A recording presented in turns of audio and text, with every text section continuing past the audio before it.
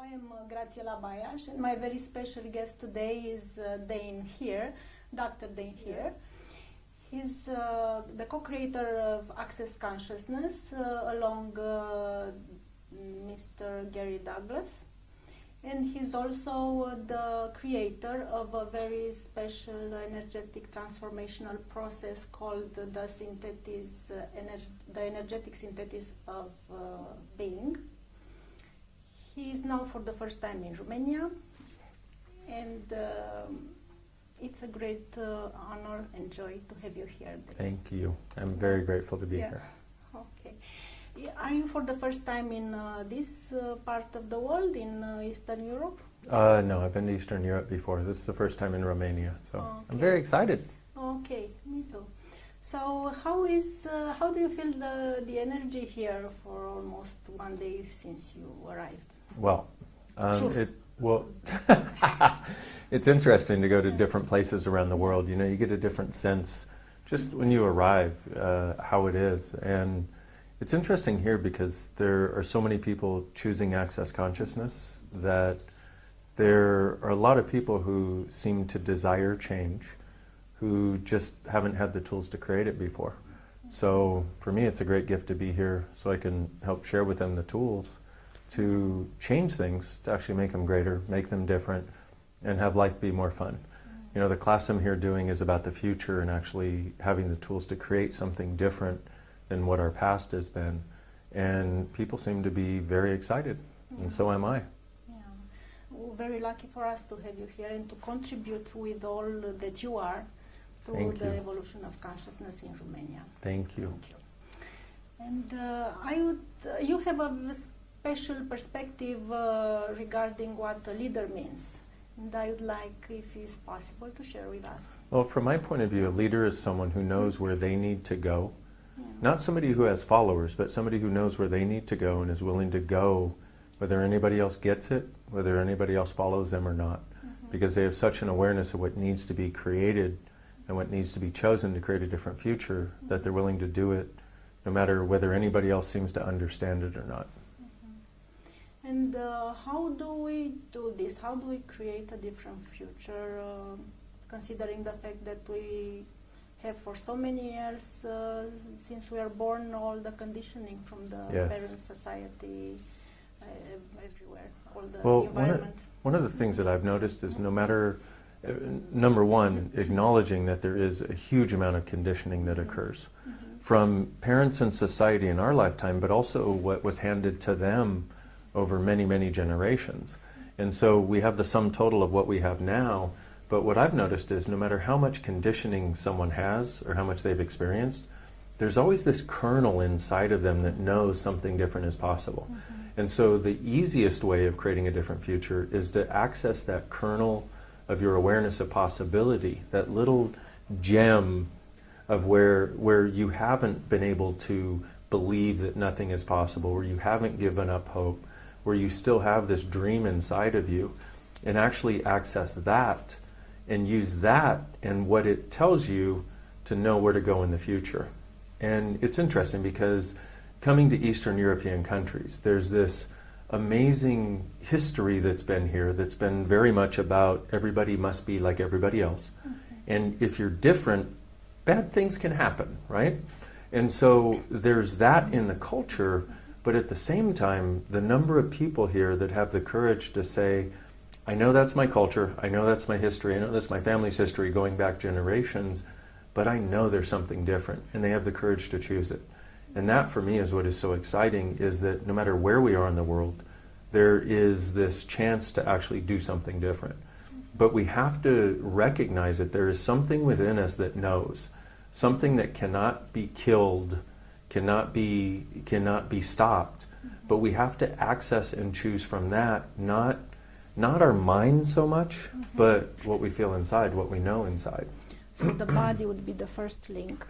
Our body is one of the links, but there are a lot of people who misidentify that. They turn that into another thing where I must always do what is easy, you know.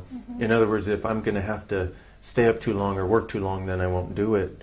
But so we have to involve our body in it we have to get the awareness, but it's more of a sense that includes our being and our body. And when we do that, when we have that sense of being and body, then we have a compass, if you will. We sort of have this guide, because we and our body together, when something isn't right, we feel heavy. Because what's true for you always makes you lighter. A lie always makes you heavier. And so we and our body together can give ourselves the information we need to follow those things that will create more lightness in our lives. And when do you say you and your body, what do you refer, who's you? You are the being. Okay, so my point of view is you're an infinite being. Okay. And I heard that. You know, I used to do a lot of metaphysical stuff and spiritual stuff and psychological stuff and all kinds of stuff before I did Access. And I would feel great for a few days, and then it felt like everything went away. And the difference in Access is we have these different tools that you can use, that when it feels like everything is going away or all the happiness is going away and the world is caving in on you, we have tools to change it. Well, one of those tools is the recognition that you're an infinite being. But I used to look at that, because I was told that in metaphysics too. You're an infinite being, so you shouldn't have any problems. And my answer was, F you. I have all these problems. I know I'm an infinite being, you've told me, but it doesn't work. You know? And I used to say, if I'm an infinite being, why can't I pay rent? You know? Why am I not happy? That's all I really wanted, was happiness and a sense of peace. That's all I've ever wanted from the time I was a little kid. And so, but the idea in this case is you're an infinite being, which means you have infinite choices available, which means you have infinite possibilities available. And to somebody who is, you know, walking on the street suffering their life, you say you're an infinite being, and they're like, blah, blah, blah, blah, blah, which is what I used to do too. I'm like, how does that help me? What this is about is a recognition that you're far bigger than you've ever acknowledged. You have far more capacity than you've ever given yourself credit for. You have far more awareness of what will actually create a future and create something different than anybody has ever told you. So, if you recognize that you're an infinite being, then are the choices you're making the choices an infinite being would make, or the choices a finite being would make? And so you look at your job and go, would an infinite being choose this? For a lot of people, the answer is hell no, you know? Or you look at your relationship, would an infinite being choose this? So it becomes a question you can ask, would an infinite being choose this, for the things in your life that you're looking at, so that you can see if this is actually creating a bigger possibility for you, or putting your life into smaller and smaller and smaller. So you are the being, and your body's your body, and you should have a connection, but you're not your body. Because, so if I ask you and everybody listening right now to expand outside of your body 1 kilometer in all directions, okay? And now 10 kilometers, now 1,000 kilometers, now 100,000 kilometers, okay? Now go out as far as you can in your awareness, and notice that wherever you go, and now if I say, okay, wherever that is, go out another 10 kilometers beyond that. And you're like, okay, I can do that too. Well, could a being that big fit inside of a body this small? No, so we're very big beings who have these cute little bodies, but we keep acting like we're only this big. And what it does, it makes it so we don't have access to the entire universe to help us. We keep thinking it's all here, and we can only reach out from here to receive. No, we can encompass everything and let everything here contribute to all of us and our bodies. And how do we recreate this connection with our bodies? It's called access consciousness. Okay. Well, let me put it this way. It's the easiest and the fastest way that I've found. And it's the only thing that I've ever found that actually works in the world we live in to change things in the moment so that you can continuously function as that. Because from my point of view, how would an infinite being function on Earth? Number one, they would be happy. And they would know that everything was possible, and that they could change anything, and that they had total choice in every situation. So they wouldn't be stuck, because one of the things that sticks us the most is the idea that we don't have choice. We feel like, oh, I've got to do this, I've got to do this, I've got to go work here, I've got to stay in this relationship, I've got to be this way with people, I've got to protect the image that I've created. Well, an infinite being wouldn't have an image. They would be like, here I am today, I have no idea who I'll be tomorrow. And when you have that freedom, what starts to happen is you start to get a sense that there is truly something different possible. And you get to be you in every moment. You don't have to try to prove that you are somebody to everybody else. It's like one of the questions that because I have wonderful people that I get to work with all around the world, and wonderful people on, we call it a dazzle, not a team or a company structure. You know, we call the people that work with us, we're a dazzle, which is like zebras. You know, zebras live in a dazzle, which is each person does their job, but they also take care of everybody, and they're willing to change their job at any time to make things better for everybody.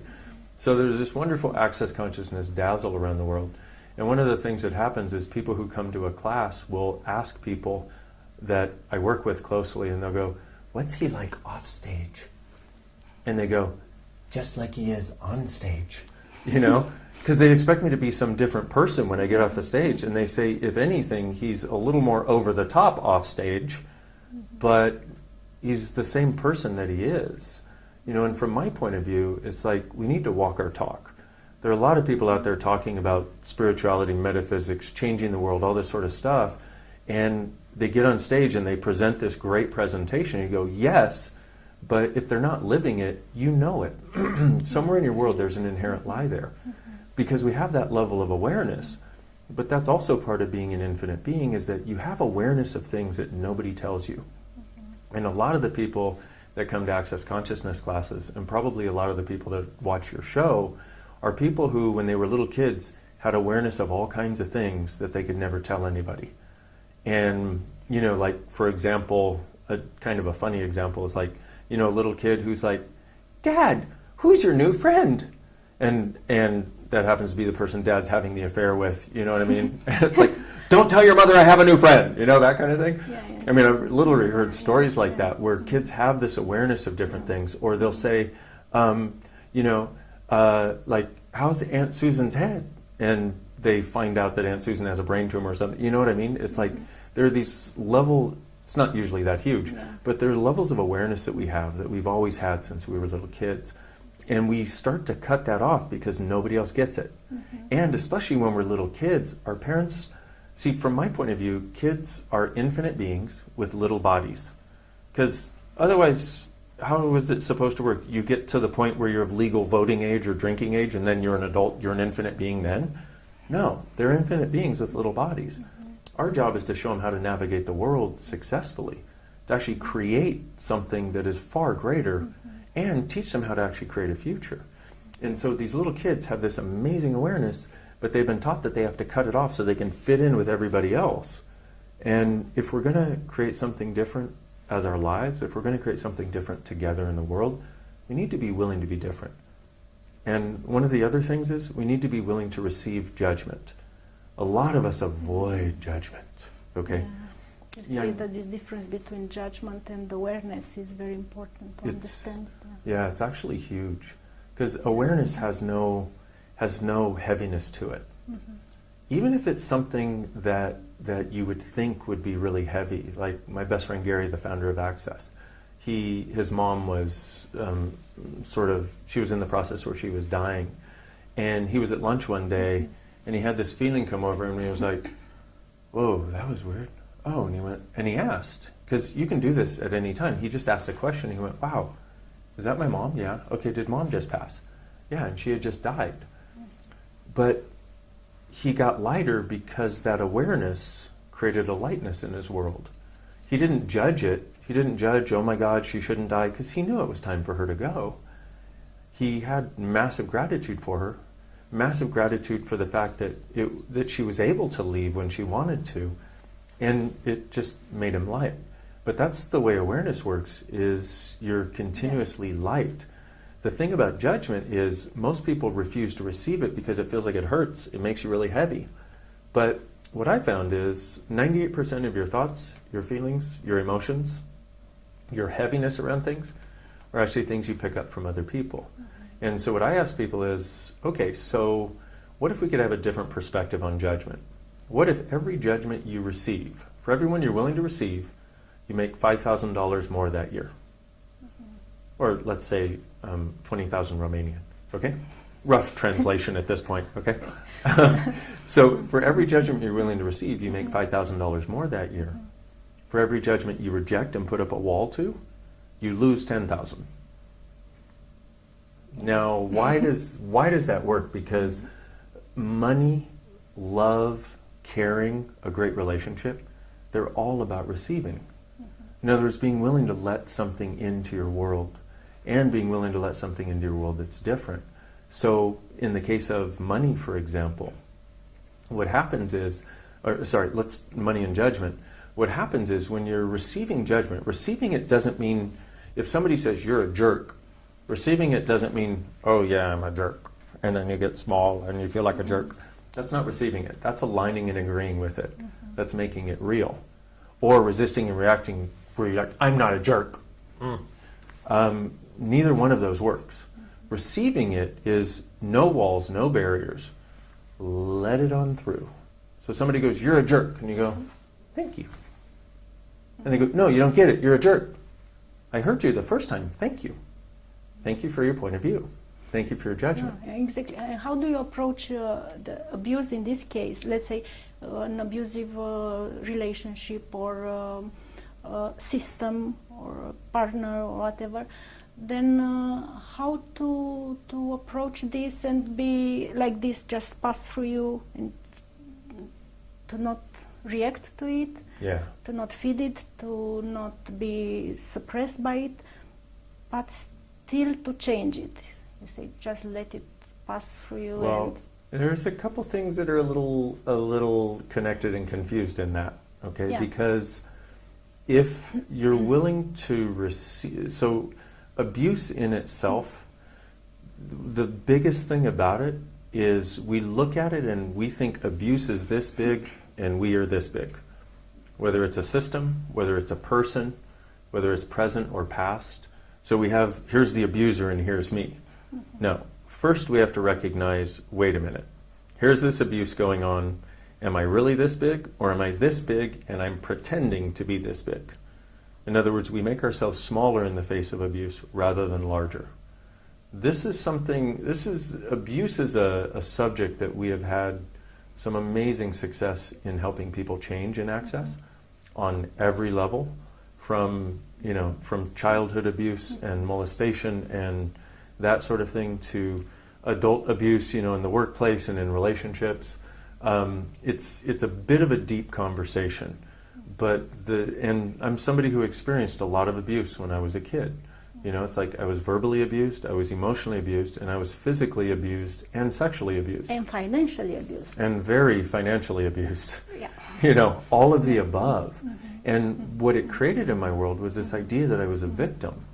And so I see so many people walking around with the idea that they're a victim to the abuse that they suffered.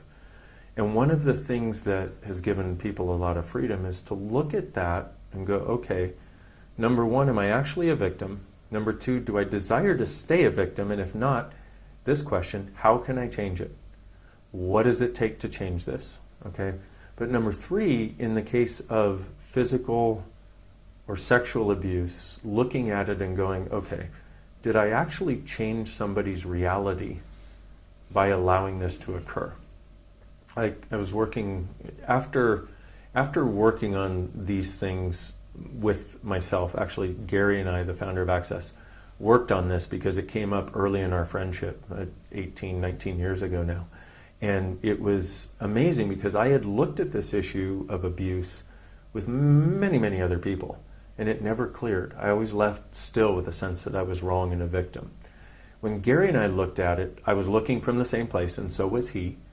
But what happens is when something doesn't lighten up for us, we're like, how can I look at it? Can I look from over here or over here or over here? We turn it continuously to get some perspective, and we don't stop until we get to lightness.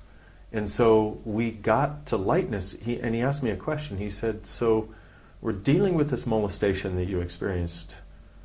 Did you contribute to changing somebody's world with that? And I went, oh my God, it was the only thing that made me feel light, and we had been working on it for months. And I mean, my eyes got big and wide, but it felt like this ton of bricks came off of my chest. And so we explored that further. But so we used that, and I was working with a lady who'd been highly abused by her father, physically abused and sexually abused in Australia. And she had 2 younger sisters. And she was doing the sort of typical victim situation where she was choosing abusive people. She'd have jobs and they wouldn't work out. And so what I asked her was, I said, okay, so did you change somebody's world by allowing this to occur? And she looked and she started crying and she went, yeah, my sisters. And I went, tell me what happened. She said, oh my God, I never realized it until now, but allowing this to happen to me made it so it wouldn't happen to my younger sisters. I was actually protecting them by bringing all the energy in my direction. And I was like, whoa. So are you actually a victim? See, it makes me cry even now. I'm like, oh my gosh, you know. And I said, are you actually a victim? And she went, wow, I thought I was, but I was actually doing something even as a young child that took a lot of power. Now, I'm not saying this is a case for everybody experiencing abuse. What I am saying is, whatever it takes to get to the place where you go from this size to this size is what's required. Now, we have a lot of tools and access, a lot of ways of looking at things that actually help people change this. But, and it's such a big issue in our world nowadays. You know, it has been for a very long time. We just see it more now. You know, we hear about it more online now. We see people committing suicide from abuse. What we have to do is number one, get them out of the victim mode. But number two, let them realize that there's a different possibility beyond it that can be created. And the first step for somebody who thinks that has no solution would be? Well, let's look at this for a moment, okay? Because one of the things that I became aware of early on with Access was that your point of view creates your reality. Reality does not create your point of view. Meaning, if you have the point of view that things are going to turn out wrong, they turn out wrong. If you have the point of view they're going to turn out right, they turn out right. Now, right and wrong are also a judgment, but that's a subject for another time. Okay, but if you have the point of view that life is going to be easy, it's easy. Because you'll see 2 people who experience the exact same situation, but when they have different points of view about it, it shows up differently for them. So we have to get people from. So if people have this, you want to realize that it's your point of view that's creating the reality that's showing up. Changing your point of view is what's required. So if you look back and go, okay, where did I buy that I was a victim? Who did I buy this from? Because one of the things that we do is we buy a lot of things from other people. We buy almost all of our points of view from other people. And if you go back to a time before you had that, and you go and you be present with that younger you, what happens is you start to realize, wait a minute, I didn't have this when I was however old. So let's say it started at 5 years old, where you started buying this victim thing. You go back to right before that, and you actually have a conversation with the being that you were then, and you're like, and then you realize that if that was you then it's actually you now. And so what you want to do is you want to start to ask some questions. Now, so in Access we have a lot of tools. We got literally probably 8,000 tools that we have available. There's a lot of stuff. So to go in depth in a subject like abuse, it's kind of like trying to teach, astrophysics to somebody who hasn't yet learned basic math, because the terminology, the willingness to change, it takes a little while to get to that place. But the start for that would be to start asking questions in your life, because when you start to ask questions, you open up different possibilities. So if you realize this is going on, you want to go, okay, so number one, what else is possible? Number two, what does it take to change this? Number three, well, let's see. Actually, 4 other questions. What is it? What do I do with it? Can I change it? And how do I change it? And then the other thing you want to do is you want to start asking, for every time something good happens or every time something bad happens, how does it get any better than this? Because this way of changing things is actually about changing that thing that makes you believe that that's true about you. that you have to carry this forward.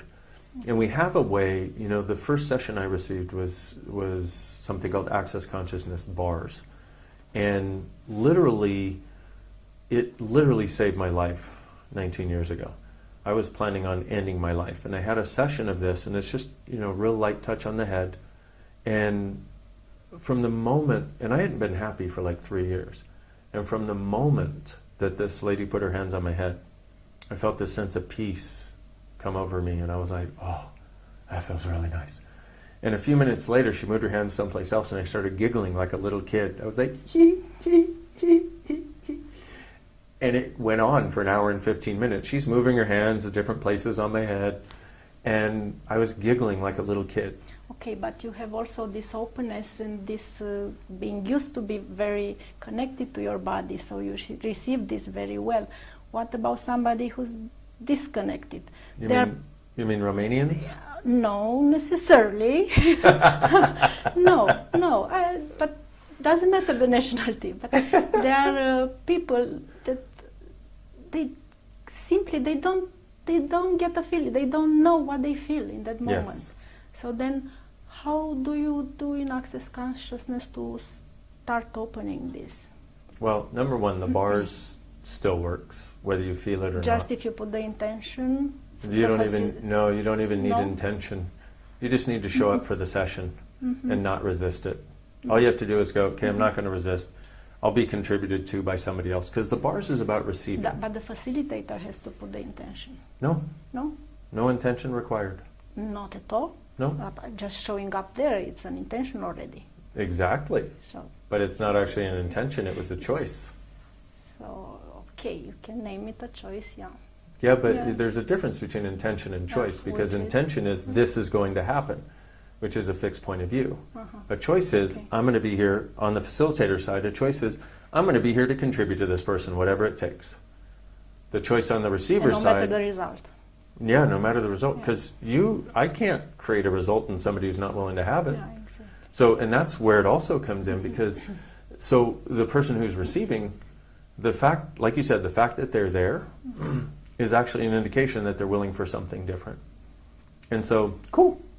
They're willing for something different? Awesome. And that choice is what allows the change to occur. We live in a universe of consciousness. Every molecule is conscious. Einstein told us that every molecule is conscious. So that means if every molecule is conscious, it means that your interaction with the molecules changes. And he literally proved if you look at a molecule, you change how it functions with your point of view. So our point of view is to have interesting point of view, which is actually no point of view. In other words, no positive, no negative, no right, no wrong, no good, no bad. Where as a facilitator, you're there to go, I will contribute to you whatever I can. Okay. Let me know what I can give you. And for the receiver, they've got all kinds of points of view a lot of times, but if they're willing to be there for the session or be there for the class, that's one step in the direction of saying, hey, I'd like to change something. And what we don't realize is our choice moves the universe. In other words, when we decide to change something, what happens is the entire universe goes into effect to make it happen. But what we don't realize is it takes a while, because we're not alone in the universe, it takes a while for the universe, the world around us, to rearrange itself to allow that change to occur. And so part of it, like you said, I was really connected to my body in that. No, I actually wasn't. I was totally ignoring my body. The fact that I had this response was a massive surprise to me. And I've since gotten a lot more connected to my body, hopefully. But, it was a massive surprise that this occurred. And when you talk about that, like people are not connected, how do they receive it? They just have to show up for it. And who knows what will happen. I mean, the fact that bars saved my life is not what happens for everybody. A lot of people don't feel anything. But the bars are not about what you feel. They're about what changes that you don't feel. So, and we've done studies. We found that it changes your brainwave patterns, number one. And one of the frequencies that it changes actually gives you more of a sense of connection to everything and gratitude, which is cool. But one of the other things that it does, we did another study and found that it scientifically, statistically reduces depression, anxiety, and stress by 80+%. And so, and the studies that we've done are statistically valid. They're, and so it's interesting to see that this possibility is available. Yeah, but still, I read amazing amazing healing that you have done till now. So this is not everybody Why not? able to do it just without any. Why not? Just by accident, but by willing. If I want now to get out and heal X or Y just by my presence, maybe I'm not able to. Why? I don't know. Well, my question is, how many times have you healed somebody with a show that you've done? How many times have you healed somebody with a hug? Yeah, but if you want to do this on a consistent basis, do you need the training or? Yes, maybe. Maybe. See, some people just naturally heal. They just naturally change things wherever they go and they make them better and lighter. Mm-hmm. Some people make things heavier and worse for people. You know what I mean? It's your state of consciousness, the facilitator's state, is important. Is essential. Important is, but essential. Not as much as you might think. See, one of the things I'm very grateful for is that the tools of access work no matter who is using them. Because we have some highly amazing, phenomenally conscious people around the world. We have some people who have no idea what consciousness is and they want to contribute to people. We have all kinds of people around the world, and the tools still work. That's the beauty of it. So you don't have to be a highly enlightened conscious being to come and do access, or to be very effective in working with people. It's like it works for anybody who's willing to use it. But the criterion is you have to be willing to use it with no point of view. You can't use it with a point of view of, I am going to heal you now. That doesn't work. Why? Because it's a fixed point of view. Consciousness only functions in the presence of no fixed point of view. Yeah, and to get to this non-fixed point of view, yes, it's easy. It is what it is for each person. Who knows? It's like, for some people, they already live it. They already are it. And then they come to access and they're like, oh my God, the tools to make it easier. Wow, this is what I've been looking for my whole life. And then some people are very fixed point of view, and they realize that they learned all of that from people in their past and their family and their life and all these situations. And they're like, wow, I don't have to be fixed point of view anymore. And they start dropping fixed points of view like flies, and they just start getting lighter and lighter and lighter. But the mark of somebody who has no fixed points of view is they have lightness in their world. They actually have a sense of space. And when you're around them, oh my God, it's awesome. One of the things I ask in class is, how many of you have one person who doesn't judge you at all and doesn't think you should be any different than you are right now? And what's interesting is when I started asking this question 15 years ago, when I started asking it, there was about 15% of the class that would raise their hand that had somebody who didn't judge them. Now it's about 90. 90%. And I'm like, wow. Now, here's the interesting part is, my next question is, what is it like to be around that person that doesn't judge you? And everybody goes, oh, it's so wonderful, it's so relaxing. And I'm like, I know. After just 15 or 20 minutes with them, you feel like the weight of the world comes off of your shoulders. You feel like you can finally tell them anything and not be judged. And so, if we just be that with each other, no matter what your technique, no matter what, if you just be the space of absolutely no judgment and no wrongness of the person, they have the space to choose anything. And it's always their choice. Is this state of non-judgment leading to a state of compassion? I would say it actually goes beyond compassion even. And I know I keep tweaking things but there are certain words that we have that we use sort of commonplace in the world, but their definition, like... yes, let's talk about love. Love? The definition of love does exist. Did you just have me here so you could talk about every difficult subject that exists in Access so you could get clear on it? But now that I caught you here... Because we talked about love, we talked about abuse, we talked about judgment, we talked about love. Is this just so you can go into every deep subject possible, or what? Yes. Okay. With this joy and glory, please. How fun! No. That's good. Well, if we're going to do that, Love let's is bring fun, in some vodka isn't or it? something. Dear Lord, can we talk about happy and possibilities? Maybe. Love I'm not happy. here. I'm not here to debate the stupid spiritual shit of the universe. I'm here to bring possibilities and joy. Exactly. Yes. And some love, please. As we in general name it. Okay, you name it Yes. how you want. But Thank you. tell us your perspective. Do you really want my Please. perspective? Yes. Are you sure? I'm sure because I read it in this book that I take the opportunity to present it to the public. It's about being you changing the world, and is also translated in Romanian. Is published by For You Publishing House. So it's a great book. It's not a personal development book. It's not a therapy book, but it's changing you. So, I like that. I'm happy. It's not therapy. Got It's not out personal easy. development. It's changing you. Yeah.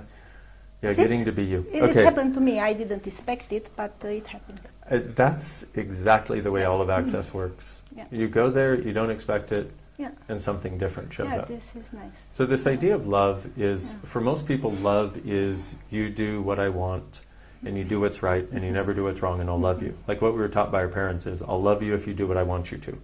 And I won't love you if you don't. Yeah. In fact, you stayed out too late last night, so I'm going to withdraw my love from you today. You're bad, and you're punished, and you need to stay in your room. And you're like, what? What is that? So most people's points of view about love is insane, because they expect perfection from somebody, or they expect perfection from themselves. If we want to go beyond that, what we need to be willing to do is actually have gratitude for the people in our lives, gratitude for ourselves, non-judgment, and actually have the sense that this person in our lives is a gift. And so, but it's not as significant as love. And if I say I love you, especially a man to a woman, or if you The romantic, yeah. the romantic thing, if I say I love you, that is so significant. And now we have this, and we exclude the world from our love. And that's one of the other problems, is we try to exclude everybody from the type of love we're having with one type of person. And so it's cool.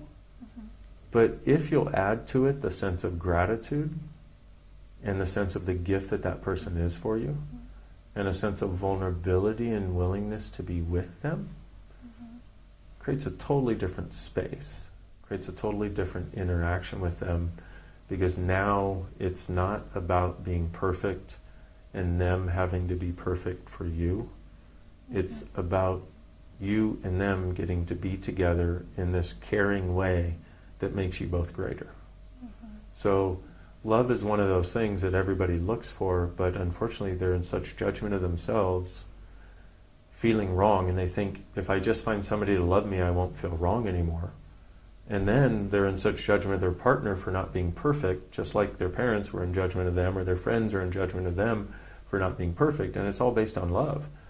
I mean, I had a friend whose mom walked into her house. It was beautifully decorated, and her mom was like, well, it's a little too ornate for me, but if you like it, it's okay.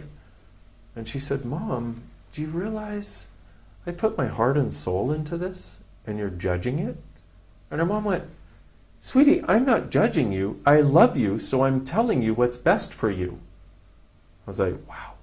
But even as direct as that was, most people don't hear it that directly. That's what most people do with love. Yeah, And so, that saying, you only judge the ones you love, that's pretty much how it works. So we need to get beyond the judgment, as though there's a right and a wrong in a way that people can be or should be. Which is the secret of your relationship with Gary, What do your you mean? partner? I think he's a partner, not in the From way my you said partner, but okay, go ahead. Your business partner. You're like, Gary, your partner. I was like, oh, cool. He's Okay, my partner never crossed now. my mind, but if you say, I don't know, I don't judge anything. No, I didn't think about it. No, I was thinking how to put it, to say Gary Douglas, Mr. or whatever, and came out, okay. I just Gary, like saying partner. that, because a lot of people, Okay. we are best friends. We have a Yeah. business together. We travel the world. We share a house, and everybody not everybody, but it's so fun because so many people don't know how to bring it up. And so when somebody says your partner, I'm like, oh, you think? Just because it's what fun. Does it matter? Even like this, I didn't think about it, but it was the so. funny part is care. It doesn't actually matter to me, but it's fun to watch people squirm when you say they've said something like that, because what happens is people have their judgments and then they act like they don't, and then their judgment comes across in what they say, even when they act like it's not there. And people do this all the time. So from my point of view, it's fun when people judge you, because you can make them squirm with their judgments without having to even acknowledge that you're being judged, which is kind of fun. It's a different way of living in the world. No, my question was because I was especially thinking in business partnerships. My experience was that it's not easy to find long-term partners in business. True story. And then that's why I asked. What's the secret? How do you manage to build together this and go on for so many years? How many? 19 years, you said? Yeah, so far. It's great success. Thank you. As I think. Maybe somebody else has a I think lifetime. part of it is, it's like, how do I put it? It's like we have a common target. Like truly our target is to bring as much consciousness to people and the world as possible. And so given that we have that target, everything is pretty much toward that target. But what that requires of us is being really vulnerable and present with each other and not judging each other. And so what's interesting is the elements that we have in our business relationship and our friendship are the same elements that work in any other kind of relationship, whether it's quote unquote intimate or not. And what we have is we honor each other and our choices, and we realize we may not always see eye to eye, we may not always see the same thing or have the same point of view, but we're willing to honor the other person's point of view. We trust each other implicitly. We have been through so many things as friends. We have a friendship that is like this, and so we trust each other completely. Like I literally would trust this man with my life, and I can't say that about a lot of people. Okay.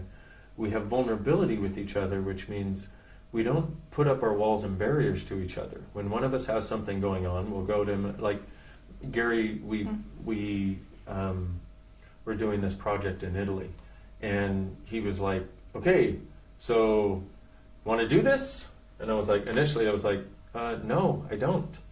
And he's like, "But it'll be great." And I'm like, "No, I don't." I'm like, "We have so much else going on around the world. I'm not sure I want to undertake this thing." And he went, "Well, okay, cool.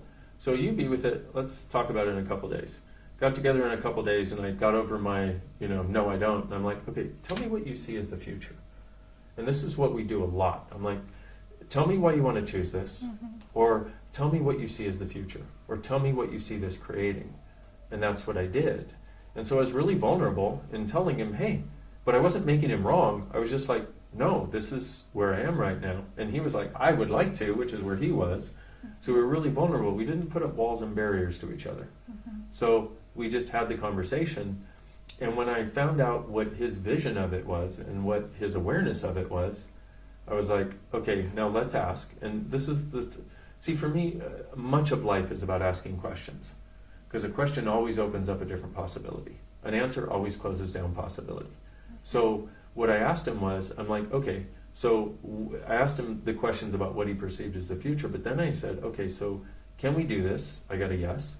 I'm like, "Okay, so is this something that will create a greater future?"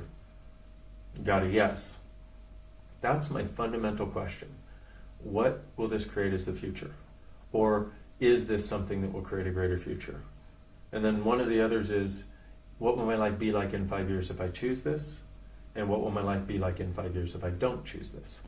And so what happens is if you ask, what will my life be like in 5 years if I choose this, and it feels like this, and if you ask, if I don't, and it feels like this, well, then you have your answer. Go for the one that's bigger.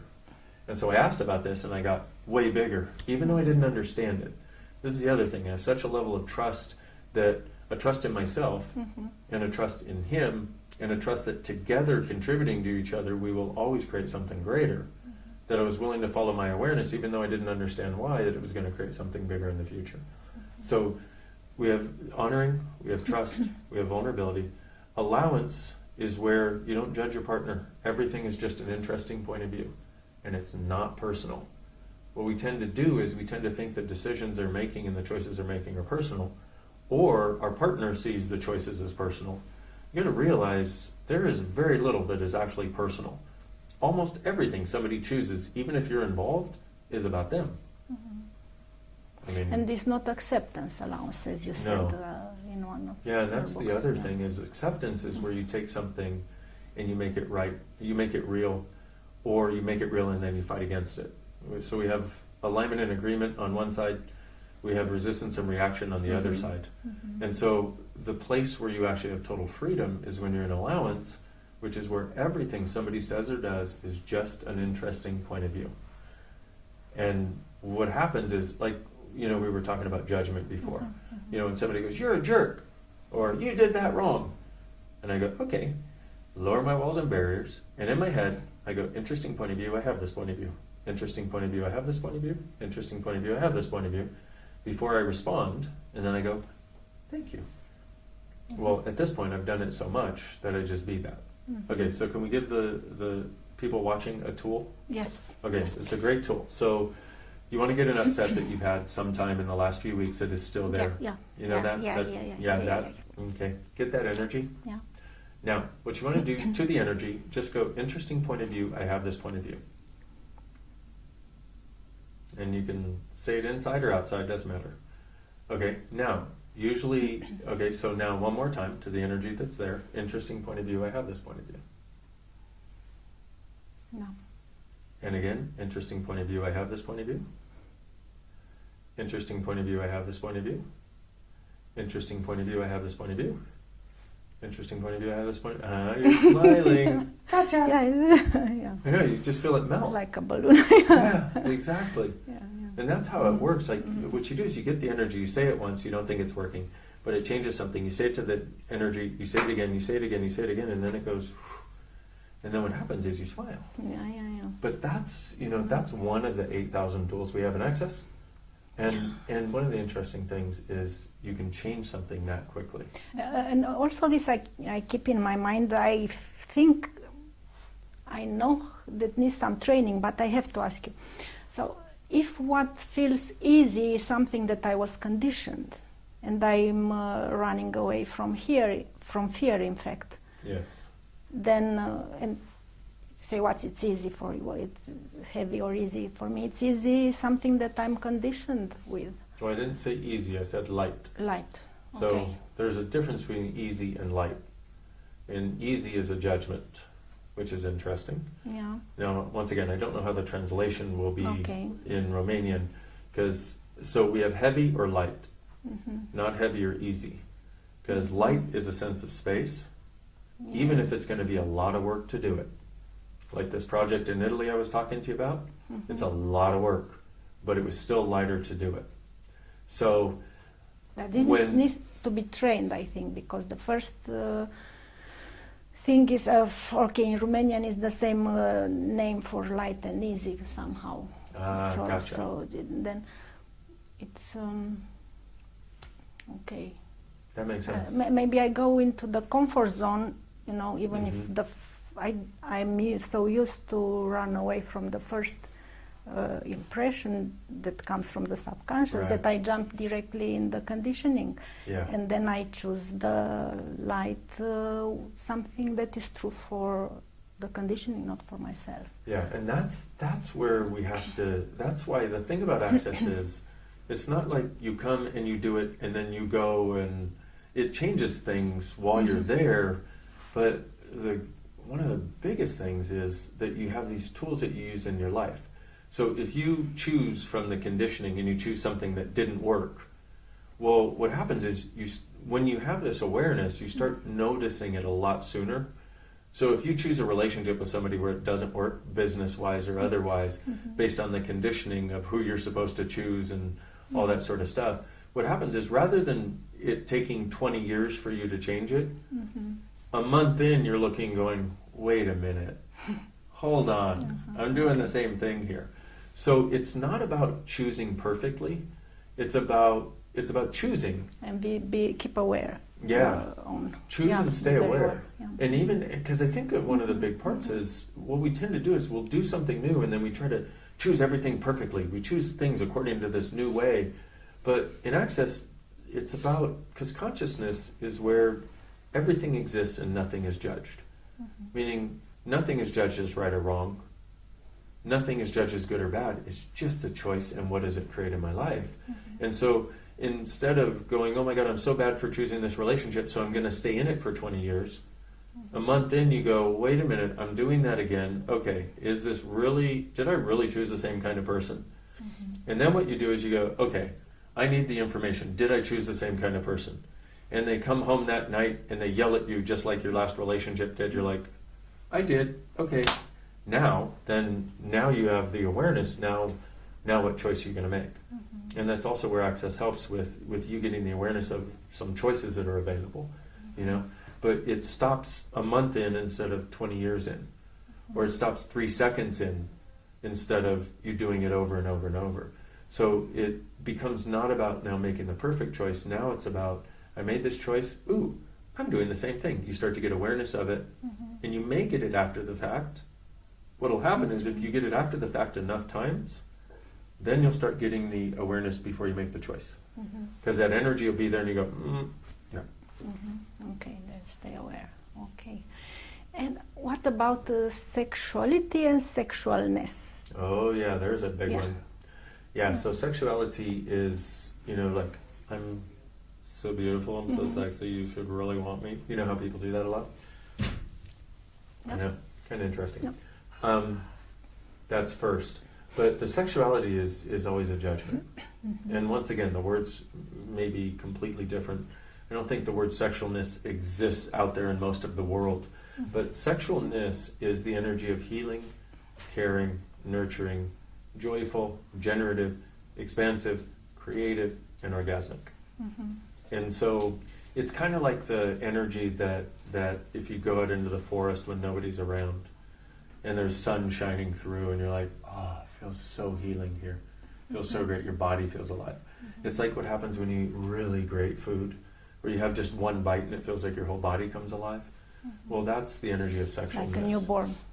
Like a newborn baby, totally. Your barriers melt and you feel so alive and you're so grateful and you almost just want to cry and just like... That's why we love babies. Yeah, exactly. So, well, they remind us of what we are. But what we have, see, there's a distinction between what we have in the world we live in and then in this reality, if you will, and then what's actually possible. And so what's actually possible is to function from sexualness, which is not a judgment of right or wrong, not trying to prove that you're beautiful so somebody will have you, not trying to prove that you're ugly, which is why nobody will have you, not trying to go, oh, I only receive from men and not women, I only receive from women and not men. Sexualness is, hi, like a baby, here I am, and I'm here to enjoy life, and I'm here to have the best time ever so far. And so if we can embrace that idea that that is who we were as babies, we can be it again if we would choose. Like this is a term you coined? Sexualness? Yeah, because first time I heard it. Yeah, it's a term that Access Consciousness coined. Gary and I together were talking about it. And because what we were looking at was the energy of that kind, caring, nurturing, healing, but also orgasmic energy. It's also unconditional love, like. Unconditional love is, it's what should exist. You are there. Yeah, and it's what should exist. But the weird part is, if you have unconditional love as an awareness or a point of view, then somewhere in your world you also have conditional love. Which is why you have unconditional love until you don't. Like, I don't know about you, but I've been with many people who supposedly loved me unconditionally, who when I didn't do what they want, it went from unconditional love to unconditional hate. I was like, wow, that's interesting. So what we were looking for is, how do we, and this goes beyond this to include your body too, but what we're looking for in Access is like, how do we describe these things that don't even seem to exist only energetically in this reality, in this world that we live in? How do we describe these things so people can have a way of getting a sense of what it can be like? And then also give them the tools to get there. Because we can have billions of conversations, but it doesn't change anything for people. It does to a certain extent, because they'll know something different is possible. But until they start to get tools, they've got to be experiential in the changing of it. So the conversation opens up your mind and brings in possibilities, which is awesome. But what's really vital is the tools to change things in the moment, but also the energy, it's the experience of it, but it's also like where your being opens up to being more. That's really the gift. So then can I close our session here with a tool for the people to have it? Is this exercise that you do, the bubble of energy or something like this, where we invite in our universe what we would like to bring in the future? We could. So let me give a few tools first, because that is one thing, but I would like to give people a few questions that they can start asking. If you have the time, it's great. Okay, Yeah, because doing that is wonderfully creative. I just know that if I can give people some simple things, that's more likely to actually be used. Okay? Yeah. So one of the questions that you want to ask is, how does it get any better than this? Whenever something good happens, or when something bad happens? When something good happens, it makes it better. When something bad happens, it makes it better. Okay? Why? Because you want to open up the possibility for it always getting better. Always. This lady found a dime on the floor. She'd gotten this in a class with Gary many, many years ago, before I was even in Access. She was going to the elevator and saw a dime on the floor and picked it up and goes, oh, how does it get any better than this? Went down in the elevator door opened, she found a $10 bill. Picks it up and goes, how does it get any better than this? Because she had $10, she took a taxi instead of going in the subway, and the taxi let her off in front of her building instead of the side entrance where she would normally go. And so she's getting out of the taxi and she looks down in the gutter and saw something shiny. What do you think it was? A diamond, you said. It literally was a diamond bracelet. And she didn't go, how does it get any better than this? She went, oh, it doesn't get any better than this. I know. I know. You want to like just tap her on the head a few times, you know? Are you still there? You know. But I'm not saying it takes you from dimes to diamonds, but that's one example of thousands that I've heard of people asking that question. Yeah, and I think it's here important to know how to remain in this state, because you can jump to another track, but then you go back. No, here's the thing is, you can't hold energy. You know, like if I ask you to hold energy, energy's always got to move. So you need to realize that you're going to go up and down, and stop judging it. Okay, cool, I'm down. Okay, cool, I'm up. Cool. Okay? Or just don't have a point of view about it. And what I've noticed is the people that use Access tools is they used to be way down here, and then their life starts rising, and then if they go down, they don't go down here, they go down and it's like here. And so the general level of their life just keeps rising, and the downs are not way down here anymore, they're just down a little bit. And the time between the curves is shorter. The time from down to up is so much shorter. And so it's not, once again, it's not about being perfect. It's not about trying to maintain a state of happiness or a state of joy or something. It's about, okay, I'm living. I'm going to screw some stuff up. Okay, fine. You know? And that's okay too. And so one of the other questions is, what's right about me I'm not getting? Because we always look at the wrongness of us. This is a way of getting out of it. Especially when you think you're totally wrong in a situation, what's right about me I'm not getting? Another one is, what else is possible here? And what does it take to change this? For any situation that isn't working or that you want to change. Or that any situation that is working that you want to make greater. What else is possible? What would it take to change this? Or what would it take to make it greater? So, so how about we do a little, I don't know, like a guided meditation kind of thing. Okay, but I have one more question. Sure. Is what if my point of view creates my reality? But what about if we are groups with different point of view and we are contradicting one another? Yeah. Isn't How that fun? to manage this? Well, all kinds of things. You have to realize one of the things is when you're in groups with conflicting points of view, excuse me, sometimes people have the point of view of they will be the one in the group that, you know, is the one who shrinks and their point of view doesn't matter. Sometimes people have the point of view, I'm the alpha male, I'm the alpha female, so my point of view is the only one that matters. What you have to do is you just have to ask, who does this belong to?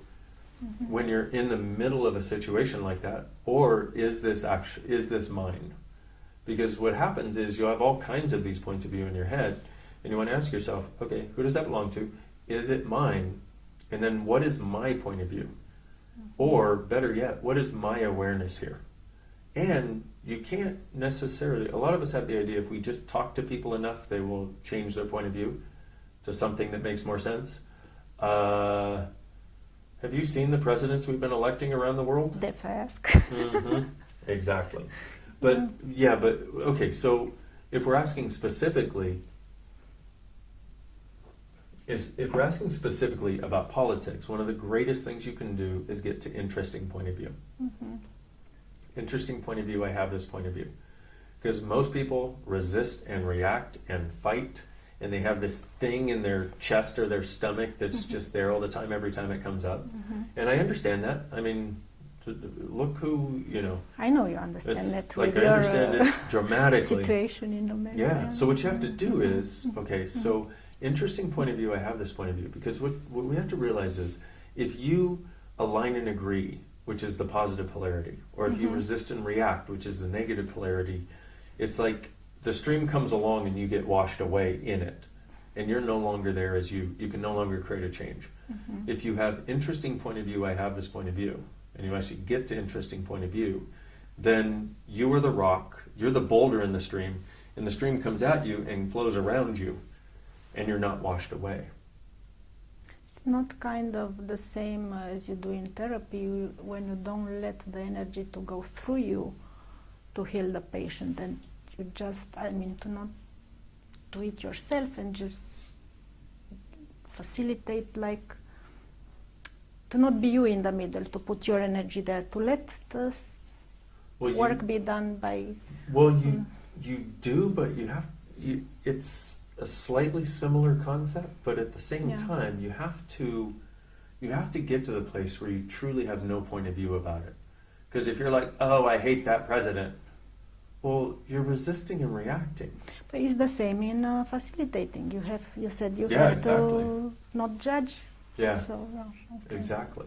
So it's the same attitude or energy that you have. Well, it's very similar, and you have to be in that place where you're not fighting anymore.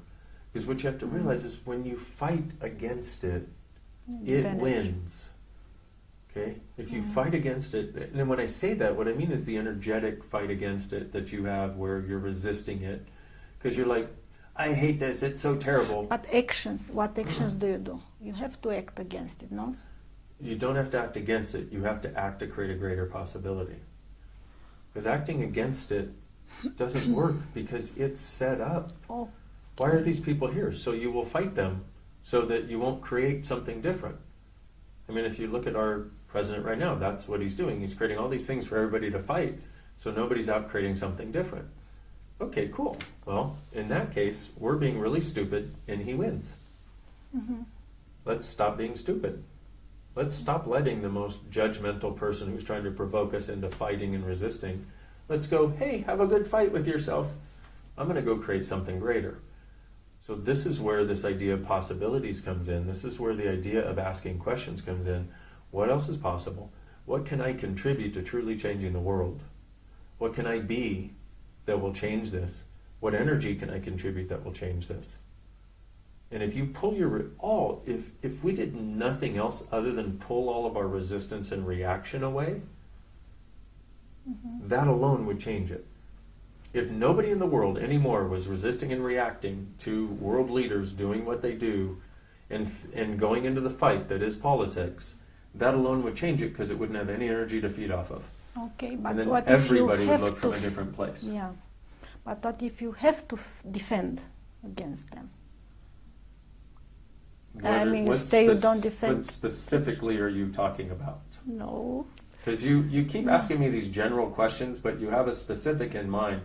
It's No, easier, it jumps it's from easier there to if there, you ask maybe me the that's why. specific question so I can address it energetically. Because what I do is I speak to Yeah. the energy of what you're speaking to.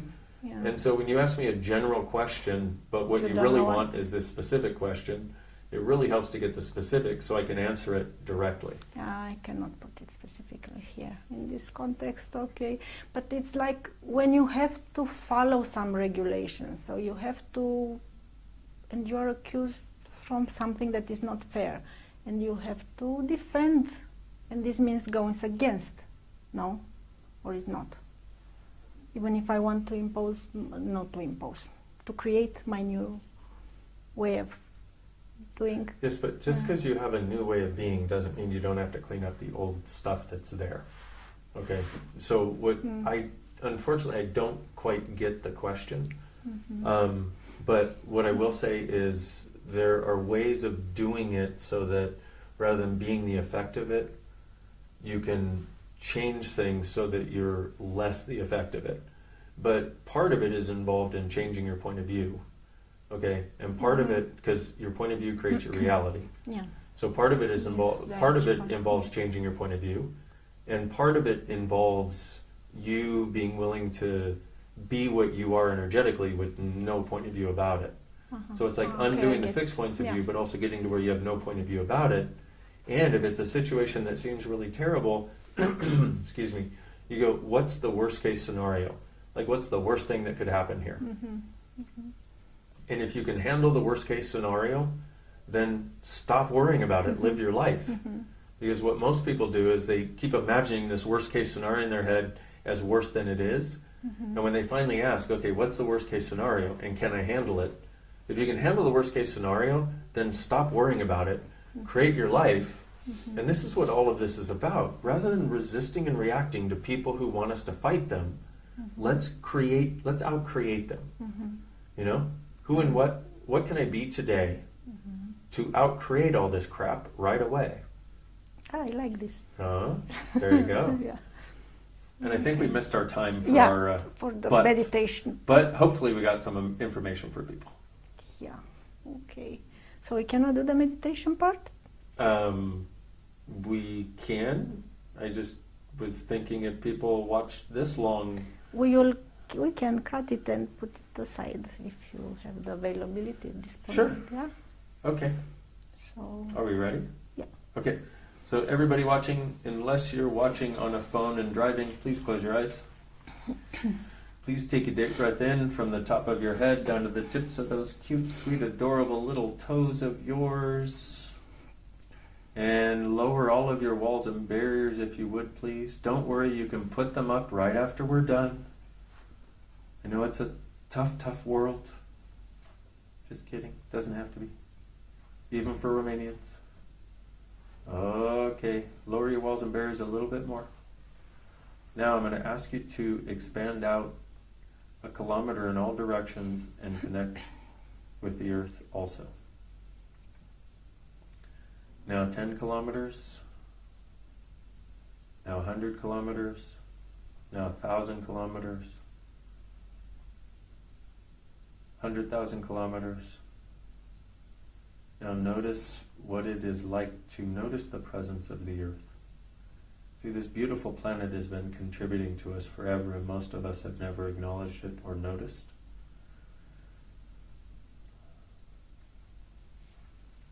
So just have a moment where you actually connect with this beautiful planet that we call home. Allow it to gift you an awareness of something.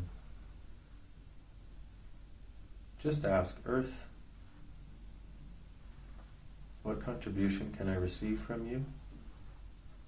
And I'm sorry I haven't received it before. I didn't realize.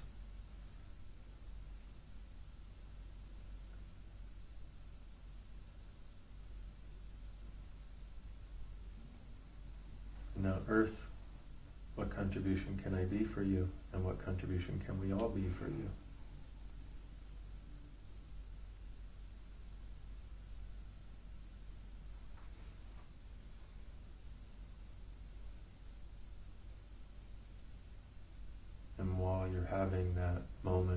earth. And you'll connect to it however you do. There is no right or wrong. You may just perceive the space, or you may have an energy line running from you to the earth. It doesn't matter. It's all appropriate. Ask the earth the future that it perceives is possible if we all choose to become who we truly are.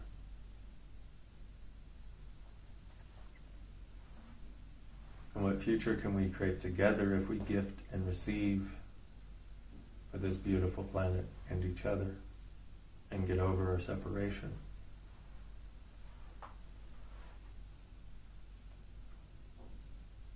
And now ask the earth to give you one tool or one awareness, or an energy maybe, or a spot in your body, some awareness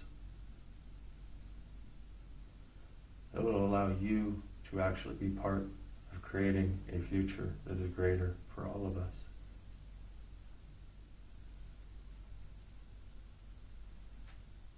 And now, what can we all give to each other that we never realized?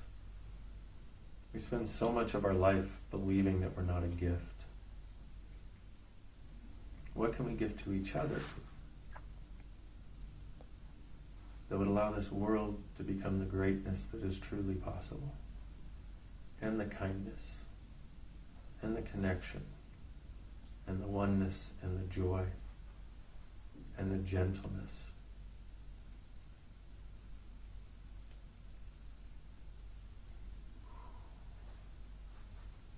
And lastly, what can you now choose that will allow this to be possible for you? And if enough of us choose it, for all of us. It doesn't take many of us to truly change the world. Just a few of us being potent enough to know it's possible and not take no for an answer can change the consciousness so that it becomes available to everybody with no point of view. Take one more deep breath in, please. Thank the earth. Thank you. Thank your body. And one more deep breath in from the top of your head down to the tips of those cute, sweet, adorable little toes of yours.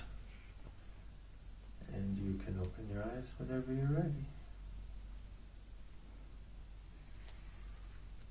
Ooh, thank you. You're welcome. Thank you. Thank you for having me today.